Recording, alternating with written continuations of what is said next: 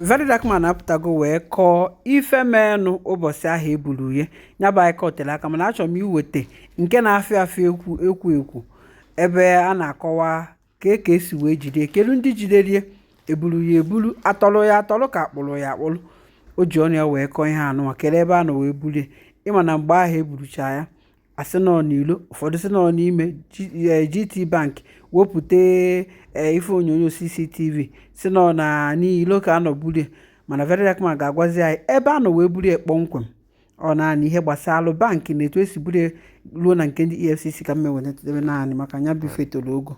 Now, what happened on that day? The previous day, I had made a video about some deductions that have been going on in my mother's account, GT Bank account. So I made the video and I said, the next day, I will be going to GT Bank. So all of them, everybody knew I was going to GT Bank. To the best of my knowledge, everyone knew that I was going to GT Bank. So that day, myself and my mom, we entered GT Bank with one of my friends, right? When we entered GT Bank, I wanted to go and collect the bank statement. I said, Mommy, we'll request bank statement first. We'll know what they go on. That is in case before they'll temper with them. You understand? I said, okay. So while we were there trying to fill the form, one of their staff from up came down and said, VDM, okay, you are here. Let's go up, right? So I said, no, I want to collect bank statements first. They said, no, let's go up. We'll do everything up. So we move upstairs, myself, my mom, and the guy. So to show transparency, the guy turned the screen of the computer to us. He started looking for the problem. Went back and forth, looked for the problem, pressed his computer, and then he said, oh, maybe she took a loan. Okay, let's look at the loan. You understand? So he went up and said, she took a loan. The loan of 200,000 naira. I said, Mommy, you take a loan and you want the complaint, say that they come on your money. She said that she didn't take a loan. The guy said it was a quick loan. Then he showed when she was credited. She said she don't even know the code of quick loan. So how she press quick loan? Do you understand? And it makes sense. Then we said, okay, who immediately the loan came in? Let's see how they spent the money. So the guy said, yes, that's true. So the guy checked and saw that when they collected the loan, they transferred to one girl in our office. You understand? And I asked my mom, say, you say you know collect loan. How far? They transfer to this person. Wait till you buy. I said the girl said something. But then again, we moved on. Then we say my mother do tithes. She pay for tithes for church. I said, Mommy, say you know collect loan. I will come pay for tithes. Say she no collect loan. She don't know the code, so how she take collect loan? So you spend money when you don't know how it come about. She say she don't know, but she no collect any loan. So I can't think. I don't want to go back. I can't think. Okay, yes, maybe she feel saying me don't fund the account. We check her salary time. Salary time don't pass when they collect. So we try to jam up. Then they can't say she collect loan again another time. So that second loan again still also went to that first person's account. But this account now of this person that they credited, that first person that they first credited on the first loan, the person no longer work with my mom. So my mom is like, you see, this is another one now. The girl don't work with us. So how did they transfer to her? So we started doing one or two, speaking within ourselves, like, sometimes, some people go carry NIN, go collect loan. All those times when they say COVID-19 loan, and some of all these people, they'll go to like different local governments, collect their NIN, tell them that they want to give them money for loan, but they'll not use those NIN to later go and be collecting loan on their behalf, and they'll be the one to pay. We was just checking in and doing all these things, but my mom said she doesn't know the code. So how did she collect the loan? Anyways, 2 plus 2. I said, okay, you know what? No wahala. You don't know anything about phone. And we now found out that our phone does not even have password. And this phone, they don't use phone at work. So if I say that they keep the phone for gate, so anything could have happened. I just said, okay, no problem. How much is remaining? Right? How much is remaining? They say 67,000. I said, okay, I funded 400K to the account, because that account now, I don't put money there for my mom again. I say, get Access Bank. You understand? When I take why I have steady money, she get Access Bank. That GT Bank was just there because she has been complaining about this thing for the longest. So after that, they now called me from head office from GT Bank, and they called me. We're now talking, and I said, see, there's a need for you people to, even if at all, you understand, maybe they get some kind of authentication. So I was saying that to the staff that was there, the one that was doing the investigations. I said, there's a need to do a 2-factor authentication. When it's not everybody that can just access your phone. If they know the code, they'll just quickly request it, and then they can just do transfer without you knowing, and they'll just delete the alert. So you will not even know. They'll leave it at your last alert. We're just talking. I say, at least put an authentication that when they press the quick loan, they'll snap. And I say, okay, when I come out, I'll explain everything that happened and raise an awareness on this loan and how people should not give people their NIN because of all this local government empowerment, like loan, like they do all this COVID-19, all this relief fund. I say, protect your NIN. I was coming to explain what had happened in the bank and also create an awareness. So they thanked me. We came to the first floor. They brought souvenir. They said, oh, thank you, VDM. You don't have a problem anytime. They even said, open an account with us. I said, GT Bank. Oh, mom, I don't like GT Bank, but let's see how it's going to go. We should have just spoke, and that was it. Next thing, we're about to exit the staircase to go down, then go outside. Police just came. When police came, I said, what did happen? The policeman stood. I said, police, what's happening? He blocked us from going down.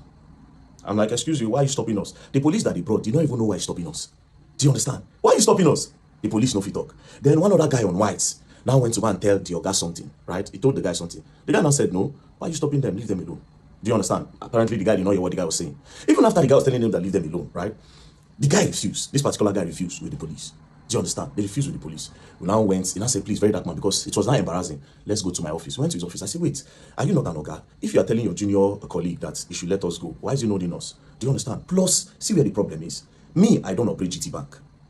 The person that went with me does not operate GT Bank. Now my mama, they operate GT Bank. Then I said, okay, maybe that guy that went with me, maybe he has done something, maybe he recorded. He now said, do I know that before this police came, that particular guy had come to him, the CSO, he had come to him to search his phone if he recorded, and he saw that nothing. So I now came out the guy and said, okay, come and search his phone. Is there a problem? The guy was just very rude. Do you understand? Now, I know you operate GT Bank. If I thought you want to hold anybody if there's a problem, now if my mama do something, you for handcuff her. I don't know if you understand. But me that does not operate a GT Bank, why are you holding me? Now, when I brought out my camera, I was angry and I said, tell me why you are holding me. This took for like 5 minutes. Tell me why you are holding me in the bank. I don't operate the bank. What is the problem? The policeman could not answer. Do you understand? The policeman, we drag. The guy no agree. I don't invest. Now, me, I won't push the police guy, but you get uniform. And you have to respect the uniform. If not, I won't push him, I no go lie. Because you don't pay me. Do you understand? Okay? It's no wala. Drag. Finally, signal come. The guy just do as if, same way they go. I didn't know that there was a plan. Do you understand? I didn't know that there was a plan. Now, before I continue the story, GT Bank, you will explain why you held me hostage in your bank. You will explain why you kidnapped me in your bank, because I don't operate your bank. I don't use your bank. That's number one. Number two of this whole thing, I am not wanted in Nigeria. Where you say a wanted man came into your bank, as a wanted man, wanted man don't enter your bank, so you go hold on till security operative come. Number three, you are not an executive arm in the government. Do you understand? You are not even an executive arm. So I want to know why you held me in your bank for 5 minutes. Even though I know why, but you don't have that right to hold me. And again, the whole video, this is on my phone. Do you understand? But even at that, even if those videos no come out from EFCC hand and my phone, because my phone did here, under the protocol and whatever, I know you have to have CCTV footage all over your bank. So you will provide that CCTV footage of that first floor. I noticed that you people release some CCTV footage that does not align. You understand? You cut and join. Do you understand? You cut and join, you drop them. And you know fully well. See, that is not what happened. You held me in the bank. You kidnapped me in the bank. Held me hostage in your bank. We'll go up there. You understand? We are coming there because I'm definitely going to sue you all. You all are going to pay me. Because I don't use your bank. I don't get dollar. I don't get anything for your bank. Why did you hold me in your bank? If you had a problem, you for hold my mama, maybe my mama thief, you for anchor farm, we go date here. But you specifically held me hostage in your bank, me and my friend that don't operate your bank. Now let's move on. After that, I don't diverse. I see which kind of thing they happen, but I don't get feeling. Now we went downstairs. I now opened that their cube. I went outside. My friend that tried to open the cube could not come out. It was also held there. I didn't know all these things were trying to delay me. I didn't know they were trying to delay me, but I had some feelings. Now I can't go outside the bank. I stood in front of the bank. One of the staff came and started harassing me again. By this time, that Oga self came outside. I was like, what is going on? You know, they were trying to snap me. Somebody was trying to snap me. He said, I beg, you cannot snap me. I said, outside the bank, not even inside the bank, outside the bank premises, outside their front fence, not inside, front fence, outside. I said, I'm not in the bank. What's the problem? Then I changed. I go police. I go slap. You know, I was angry. So some people, they were not like, what did happen? Why are you harassing him? No worries. Some people go stick on the call. More people are now coming. So that guy, and I stood. I was still waiting for him. The person inside the GT bank. I didn't know all this while. Now delay tax this. Immediately he came outside. We just enter car. As we enter car, as I just make the turn, boom, motor just brackets me, come on, gun, back. Open door, if you hear me, I'm under arrest. My mother, the shout, they just crack gun, face my mother, crack gun, face the guy ready for front seat. That one did the shake. Now, me, being me, I wanted to say, under arrest for what? And maybe sit down on the ground and say, until you tell me why I'm under arrest, I'm not going anywhere. But my mother don't scream, the guy don't shake. Do you understand? I see how they were moving. I said, okay, you know what? Let me just obey. What's the worst that can happen? Next thing, the guy just slapped me for head. Come on, just put blindfold for the other guy face. Just try car. Say, man, the enter. I said, bro, you don't need to slap me, bro. Talk to me normal. Go enter the car. Not if you're gone, bro. If you talk to me normal, go enter your car. I'm a Nigerian. I don't run. I'm not a fugitive. Do you understand? I'm not wanted in the country. I don't run. I don't hide. So what's with this treatment? Just push me, enter the car, lock the door. The driver say, don't fuck up. This one and that. We're not going. We just move forward. They carried my mother at the back of the other car. They drove behind us. We got to the front. The guy just came out, just crack his gun. Just say, open your phone. Open your phone. She said, open your phone. Me, I no answer. Then I looked at the guy. They saw that the guy was shaking. Then I said, I will fucking shoot your legs. Open your phone. This guy almost pissed in his pants. They traumatized this guy, bro.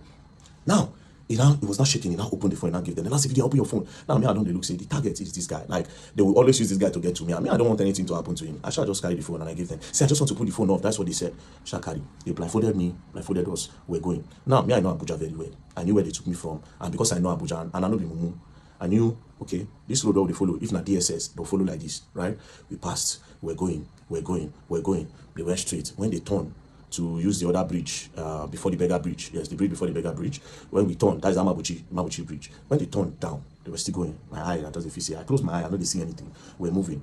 Then We now got to Beggar Bridge. I know Beggar Bridge from the sound and the noise. I think that was where they dropped my mother off on the road.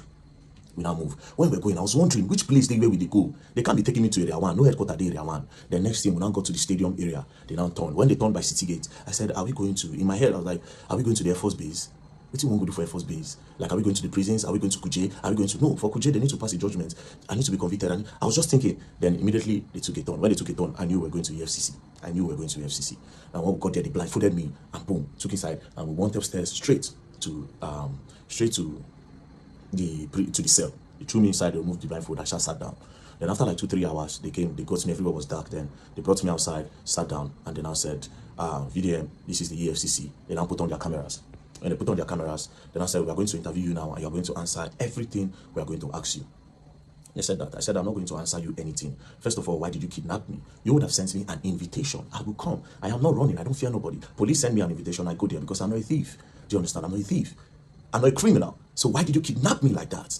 They said, we sent you an invite. I said, I did not see any invite. If you send me an invite, I will see it. Now, let me tell you the craziest part. I have access to my email now. I still don't see an invite. There's no invite on my email. I don't check. I'm no invite anywhere. Do you understand? I don't see invite. But that's by the way. So they said they sent me an invite, and that they tried to send it on WhatsApp. My WhatsApp is blocked. They tried to do this, they tried to do that. I said, bro, you kidnapped me and you traumatized my mother in front of her. You were cracking gun in my hair, cracking gun to her head and everything. You can't do that. Do you understand? Send me until you show me an invite. I am not going to answer you. They returned me back to the cell. That was on Friday.